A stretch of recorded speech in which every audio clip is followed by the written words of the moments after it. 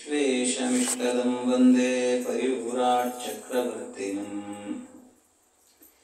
ಜನ್ಮಾದ್ಯಸ್ಯ ಯತೋನ್ವಯಾದಿತರತಶ್ಚಾರ್ಥೇಷ್ವವಿಘ್ನಸ್ವರಾಟ್ ತೇನೇ ಬ್ರಹ್ಮಹೃದಾಯ ಆದಿಕವಯೇ ಮುಹ್ಯಂತಿ M ಸೂರಯಃ ತೇಜೋ ವಾರಿಮೃದಾಂ ಯಥಾ ವಿನಿಮಯೋ ಯತ್ರ ತ್ರಿಸರ್ಗೋ ಮೃಷಾ धाम्ना स्वेन सदा निरस्तकुहकं सत्यं परं धीमहि यं प्रौरजन्तमनुपेतमपेतकृत्यं द्वैपायनो विरहकातर आजुहावा पुत्रेति तन्मयतया तरवोऽपि नेदुः तं सर्वभूतहृदयं मुनिमानतोऽस्मि निगमकल्पतरोर्गलितं फलम् शुकमुखादमृतद्रवसंयुतं पिबत भागवतं रसमालयं मुहुरहो रसिका भुवि भावुकाः हरिकथामृतसार गुरुಗಳ ಕರುಣದಿಂದಾಪನಿತು ಬೇಳುವೆ ಪರಮ ಭಗವದ್ಭಕ್ತರಿದನಾದರದಿ ಕೇಳುವುದು. ಶ್ರೀ ಗುರುಭ್ಯೋ ನಮಃ. ಹರಿ ಓಂ ಹರಿ ಓಂ ಹರಿ ಓಂ.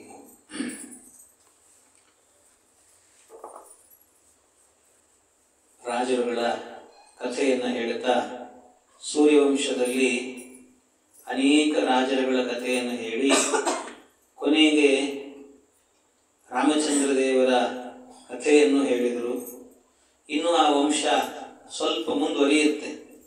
ರಾಮನಿಂದ ಕುಶಲವರು ಬರ್ತಾರೆ, ಅವರಿಂದ ಮತ್ತೆ ಒಂದಷ್ಟು ಸಂತಾನ ಅಂತ ಹೀಗೆ ಬೆಳೀತಾ ಹೋಗ್ತದೆ. ಆಮೇಲೆ ಮುಂದೆ ಚಂದ್ರವಂಶದ ನಿರೂಪಣೆಯನ್ನು ಮಾಡುತ್ತಾರೆ. ಚಂದ್ರವಂಶ ಅದು ಹಾಗೆ. ಚಂದ್ರವಂಶದ ರಾಜರೇನಿದ್ದಾರೆ, ಯಸ್ಮಿನ್ ಐಲಾದಯೋ ಭೂಪಾಹ ಕೀರ್ತ್ಯಂತೆ ಪುಣ್ಯಕೀರ್ತಯ ಅಂತ. ಐಲ ಮೊದಲಾದಂಥ ಅನೇಕ ರಾಜರುಗಳು ಬಂದಿದ್ದಾರೆ, ಮಹಾಪುಣ್ಯವಂತರವರೆಲ್ಲ. ಅವ್ರ ಕಥೆ ಹೇಳಿದರೆ ಸಾಕು, ನಮಗೆ ಪುಣ್ಯ ಬರ್ತದೆ ಅಂತಾರೆ. ಅವ್ರ ಕಥೆ ಕೇಳಿದರೆ ಸಾಕಂತೆ. ಅಂಥ ವಿಶೇಷ ವ್ಯಕ್ತಿಗಳವರೆಲ್ಲ.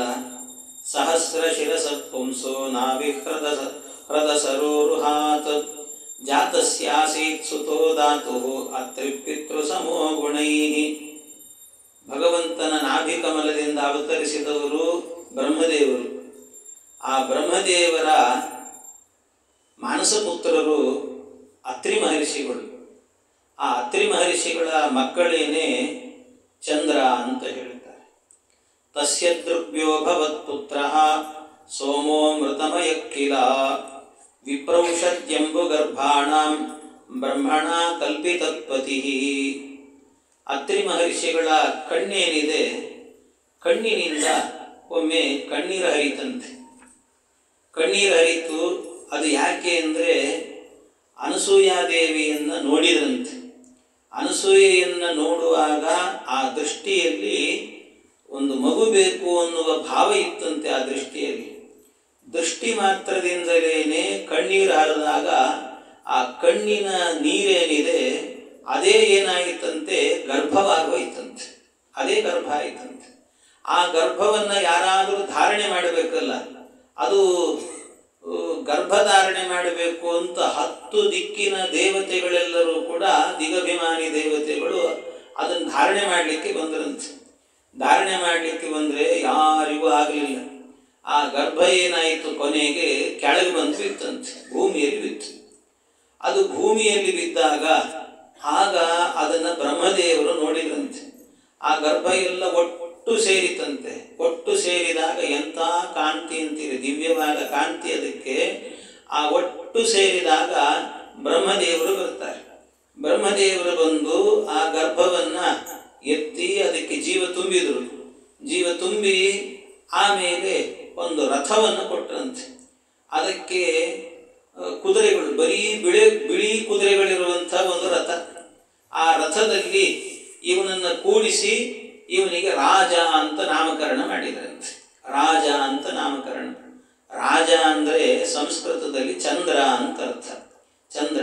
ಹಾಗಾಗಿ ಚಂದ್ರ ಅವನೇ ರಾಜ ಅಂತ ಮಾಡಿ ಈ ರಥದಲ್ಲಿ ಸಂಚಾರ ಮಾಡು ಅಂತ ಕಳಿಸಿದಂತೆ.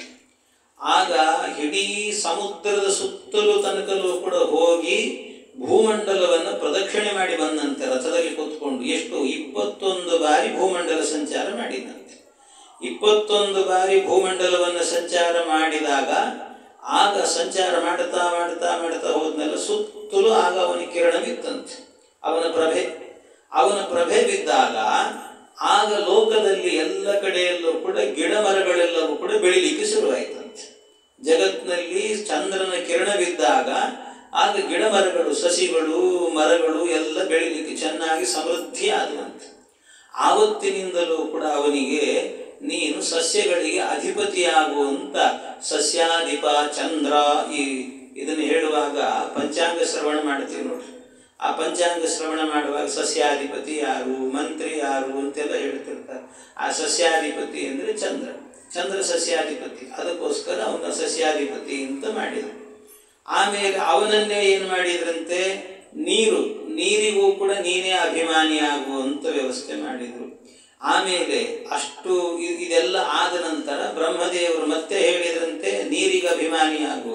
ಆಮೇಲೆ ಔಷಧ ಏನಿದೆ, ಔಷಧಕ್ಕೂ ಕೂಡ ನೀನೇ ಅಭಿಮಾನಿಯಾಗುವಂತ ವಿಪ್ರೌಷಧ್యంಭು ಗರ್ಭಾಣಾಂ ಬ್ರಹ್ಮಣ ಕಲ್ಪಿತಪತಿ ಇಷ್ಟು ಮಾಡಿ ನೀನು ಮೇಲ್ಗಡೆ ವಾಸ ಮಾಡುವಂತ ಒಂದು ವ್ಯವಸ್ಥೆ ಮಾಡಿಕೊಟ್ಟಂತೆ. ಹೀಗೆ ಚಂದ್ರ ಹುಟ್ಟಿದ್ದು ಅಂತ ಹೇಳುತ್ತಾರೆ. ಇನ್ನು ಆ ಚಂದ್ರನ ಬಗ್ಗೆ ಬಹಳ ವಿಸ್ತಾರ ಇದೆ. ಆಮೇಲೆ ಆ ಚಂದ್ರ ಏನು ಮಾಡಿದಂತೆ, ರಾಜನಾದ್ನಲ್ಲ, ರಾಜನಾಗಿದ್ದಕ್ಕೆ ನಾನೊಂದು ಯಾಗ ಮಾಡಬೇಕು ಅಂತ ಯಜ್ಞ ಮಾಡಿದಂತೆ, ಒಂದು ರಾಜಸೂಯ ಯಾಗ ಮಾಡಿದಂತೆ. ಆ ರಾಜಸೂಯ ಯಾಗಕ್ಕೆ ಅನೇಕ ಜನರು ಬಂದಿದ್ದರಂತೆ. ಶುಕ್ರೋ ಬೃಹಸ್ಪತಿರ್ದ್ವೇಷಾತ್ ಅಗ್ರಹೀತ್ ಸಾಸುರೋಡುಪಂ ಹರೋ ಗುರುಸುತ ಸ್ನೇಹಾತ್ ಸರ್ವಭೂತಗಣಾವೃತಃ. ಬೃಹಸ್ಪತಿಯ ಮೇಲಿನ ದ್ವೇಷದಿಂದ ಅಸುರರನ್ನ ಮತ್ತೆ ಚಂದ್ರನನ್ನ ಶುಕ್ರ ಪರಿಗ್ರಹಣ ಮಾಡಿದಂತೆ. ಅಂದರೆ ಎಲ್ಲರನ್ನ ಸೇರಿಸಿಕೊಂಡು ಆ ಪರಿಗ್ರಹಣ ಮಾಡಿ ಅವರೊಳಗೆ ವಿಶೇಷ ಅವನ ಆವೇಶ ಆಗಿ ಏನಾಯ್ತು, ಯಾಗ ಎಲ್ಲ ಬಹಳ ಚೆನ್ನಾಗಿ ನಡೀತು. ಯಾಗ ಎಲ್ಲ ಚೆನ್ನಾಗಿ ನಡೀತು. ಚೆನ್ನಾಗಿ ನಡೆದಾದ ಮೇಲೆ ಆಮೇಲೆ ಏನಾಯ್ತಂತೆ, ಈ ಚಂದ್ರನಿಗೆ ಒಂದು ಸ್ವಲ್ಪ ದುರ್ಬುದ್ಧಿ ಬಂತು. ದುರ್ಬುದ್ಧಿ ಬಂದು ಏನು ಮಾಡಿದ, ಅವರ ದೇವತೆಗಳ ಗುರುಗಳು ಬೃಹಸ್ಪತ್ಯಾಚಾರ್ಯ, ಆ ಬೃಹಸ್ಪತ್ಯಾಚಾರ್ಯ ಹೆಂಡತಿ ತಾರಾದೇವಿ ಅಂತ, ಆ ತಾರಾದೇವಿಯನ್ನೇ ಅಪಹರಣ ಮಾಡಿಬಿಟ್ಟಂತೆ. ಅಪಹರಣ ಮಾಡಿದ, ಕರ್ಕೊಂಡು ಹೋಗ್ಬಿಟ್ಟ, ಮನೆಗೆ ಕರ್ಕೊಂಡು ಹೋಗ್ಬಿಟ್ಟ. ಬಿಡೋ ಮಾರಾಯ ಅಂತ ಹೇಳಿದ್ರು ಬಿಡ್ತಿಲ್ಲ. ಬೃಹಸ್ಪತ್ಯಾಚಾರ್ಯ ಬಂದು ಗೋಗರದು ಕೇಳಿದ್ರಂತೆ. ಗೋಗರದು ಕೇಳಿದ್ರು ಕೂಡ ಬಿಡ್ಲಿಲ್ಲ. ಕಡೆಗೆ ದೊಡ್ಡ ಯುದ್ಧವೇ ನಡೆದೋಯ್ತು, ಯಾರೂ ಬಿಡ್ಲಿಲ್ಲ. ಕಡೆಗೆ ಬ್ರಹ್ಮದೇವರಿಗೆ ಹೇಳಿದ್ರಂತೆ. ಆಗ ಬ್ರಹ್ಮದೇವರು ಬಂದು ಬ್ರಹ್ಮಾತಂತು ವಿನಿರ್ಬತ್ಸ್ಯ ಕ್ಷೇಪ್ತಾರಂ ಆತುರಂತಿಕೆ, ಆಮೇಲೆ ಸರಿ ನೀನು ಹೀಗೆಲ್ಲ ಮಾಡೋದು ಸರಿ ಇಲ್ಲ, ಕಳಿಸಿಕೊಡು ಅಂತ ಹೇಳಿದಾಗ ಆಯಿತು ಅಂತ ಆ ತಾರಾದೇವಿಯನ್ನ ಕಳಿಸಿದ್ನಂತೆ. ಕಳಿಸಿದ್ರೆ ಆ ತಾರಾದೇವಿ ಹೋದ್ಲು. ತಾರಾದೇವಿ ಹೋಗಿ ನೋಡ್ತಾರೆ, ಹೋದಾಗ ಗರ್ಭಿಣಿಯಾಗಿದ್ದಾಳು. ಆಗ ಮತ್ತೆ ಸಮಸ್ಯೆ ಬಂತು. ಈಗ ಹುಟ್ಟುತ್ತಾ ಇರುವಂಥ ಕೂಸು ಯಾರದು ಅಂತ, ಅದು ಚಂದ್ರನ ಮಗುನೋ ಅಥವಾ ಬೃಹಸ್ಪತ್ಯಾಚಾರ್ಯ ಮಗುನೋ ಅಂತ ಸಂದೇಹ. ಹೆಂಗೆ ತೀರ್ಮಾನ ಮಾಡೋದು? ತಾಯಿನೇ ಹೇಳಬೇಕಷ್ಟೆ. ಆಗ ಏನು ಮಾಡಬೇಕು? ಕಡೆಗೆ ಬ್ರಹ್ಮದೇವರು ಬಂದು ಬ್ರಹ್ಮದೇವರೇ ಕೇಳಿದ್ರಂತೆ, ನೀನು ಹೇಳು, ಹುಟ್ಟಿದ ಮಗು ಅದು ಹುಟ್ಟುತ್ತಾ ಇದೆ, ಹುಟ್ಟಿತು ಮಗು ಬಹಳ ಸ್ಫುರದ್ರೂಪಿ ಆಗಿತ್ತಂತೆ, ಯಾರಿದು ಅಂತ ಕೇಳಿ, ಇಲ್ಲ ಚಂದ್ರನ ಮಗ ಅಂತ ಹೇಳಿದ್ರು. ಆಗ ಚಂದ್ರನ ಮಗ, ಹಾಗೆ ಹುಟ್ಟಿದವನೇನಿದ್ದಾನೆ ಅವನ ಹೆಸರು ಬುಧ ಅಂತ ಹೆಸರು ಅವನಿಗೆ. ಬುಧ ಅಂದರೆ ಬುಧವಾರದ ಅಭಿಮಾನಿ ದೇವತೆ ಅವನು, ಬುಧ ಅಂತ ಹೆಸರು. ಆ ಬುಧ ಏನು ಮಾಡಿದ್ದ ಅಂದರೆ, ಹಿಂದೆ ಏನು ಶ್ರಾದ್ದ ದೇವನ ಕಥೆ ಬಂದಿತ್ತು ಹಿಂದೆ, ವಯೋಸ್ವತ ಮನು, ಆ ಮನುವಿಗೆ ಮೊದಲೊಬ್ಬ ಮಗ ಇದ್ದ ಸುದ್ಯುಮ್ನ ಅಂತ. 1 ತಿಂಗಳು ಹೆಣ್ಣು 1 ತಿಂಗಳು ಗಂಡ ಆಗ್ತಿದ್ದ ಅವನು. 1 ತಿಂಗಳು ಹೆಣ್ಣಾದಾಗ ಇಳಾದೇವಿ ಅಂತ ಹೆಸರು.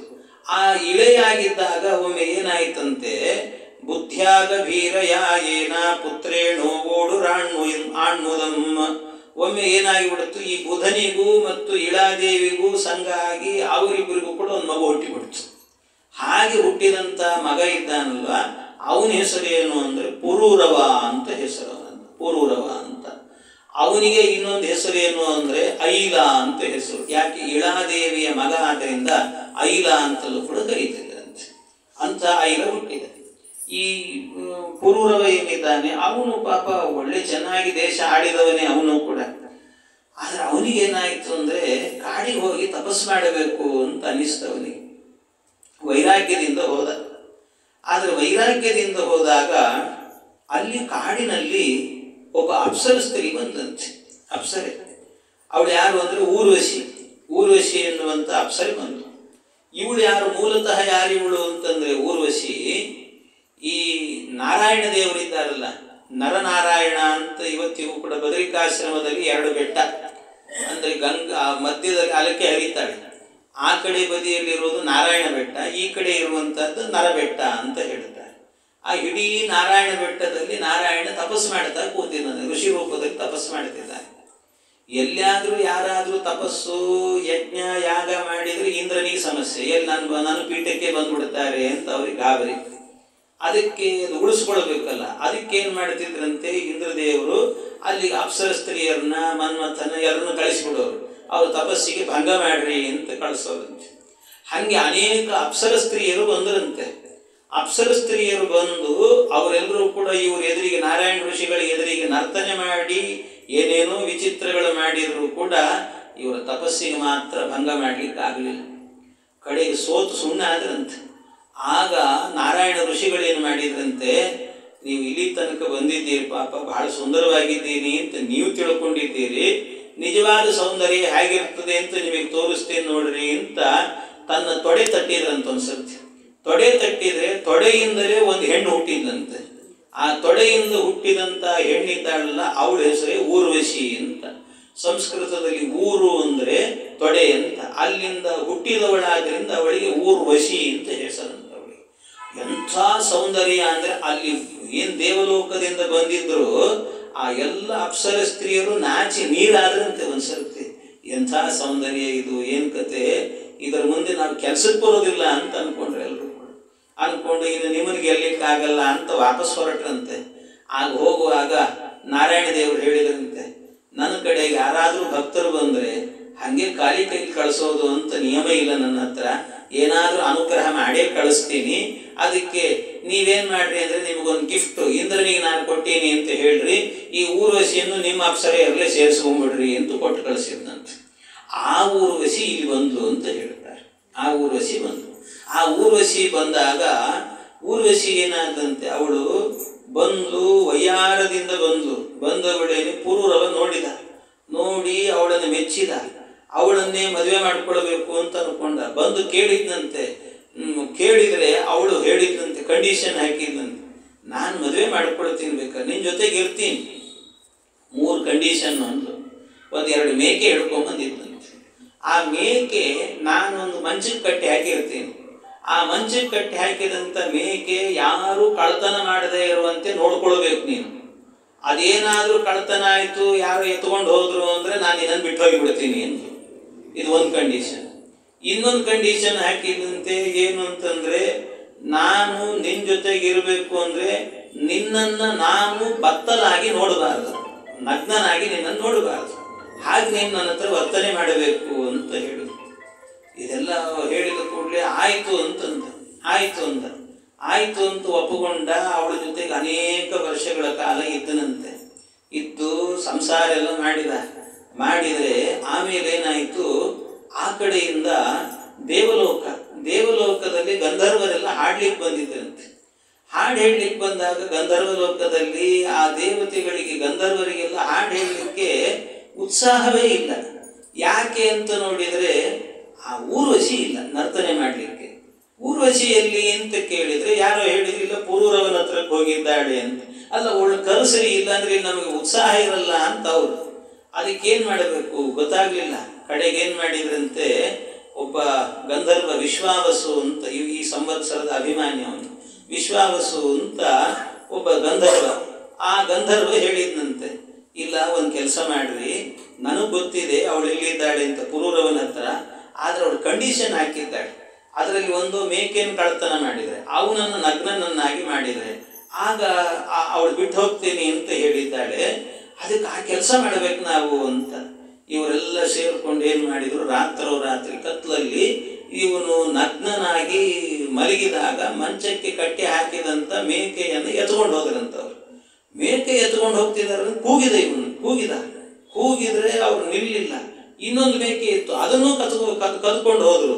ನೋಡಿದ, ಅಯ್ಯೋ ಈ ಮೇಕೆ ಹೋಯಿತು ಅಂದ್ರೆ ಊರ್ವಶಿ ನನ್ನನ್ನು ಬಿಟ್ಟು ಹೋಗ್ತಾಳಲ್ಲ ಅಂತ ಅನ್ಕೊಂಡು ಆ ಬತ್ತಲಿದ್ದ ಹಾಗೆ ನಗ್ನವಾಗಿ ಓಡಿದಂತೆ ಒಂದ್ಸರ್ತಿ. ಓಡಬೇಕಾದ್ರೆ ಏನಾಯ್ತು, ಇದ್ದಕ್ಕಿದ್ದಾಗೆ ಗಂಧರ್ವರೆಲ್ಲರೂ ಕೂಡ ಬೆಳಕನ್ನು ತೋರಿಸ್ಬಿಟ್ರು. ರಾತ್ರಿ ಕಾಲದಲ್ಲಿ ಎದುರಿಗೆ ನೋಡಿದ್ರೆ ಇವಳು ಊರ್ವಶಿ ನಿಂತಿದ್ದಾಳೆ. ನಗ್ನನಾಗಿ ನಿನ್ನನ್ನು ನೋಡಬಾರದು ಅಂತ ಹೇಳಿದ್ದ, ಅದು ಆಗಿಬಿಡ್ತು. ಹೇಳಿದ್ರು, ನಿನ್ನನ್ನು ಬಿಟ್ಟು ಹೋಗ್ತೀನಿ ನಾನು ಅಂತ ಹೇಳಿಬಿಟ್ರು, ಬಿಟ್ಟು ಹೋಗಿಬಿಟ್ರು.